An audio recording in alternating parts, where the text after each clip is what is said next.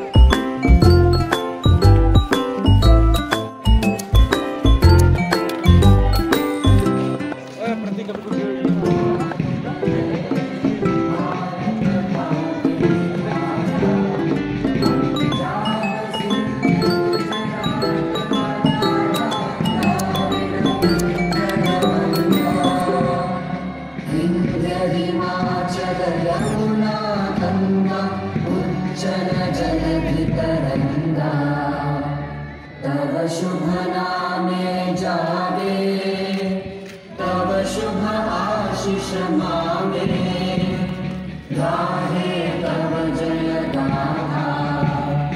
जन गण मंगलदायक जय हे भारत भाग्य विधाता।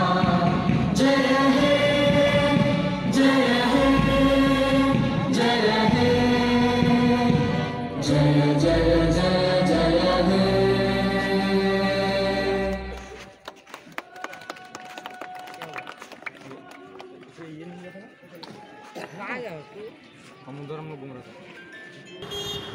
তো ফ্রেন্ডস, ভিডিওটা আর বড় করছি না, মানে ভালো ভালো অনুষ্ঠানটা হয়ে গেল। দেখুন বাড়ি যাই, ভিডিওটা বড় করছি, এখানে শেষ করছি। ভিডিওটা যদি আপনার ভালো লাগে একটা লাইক করবেন, চ্যানেলটাকে সাবস্ক্রাইব করবেন, আর বেশি থেকে বেশি ফ্রেন্ডসের শেয়ার করে দেবেন।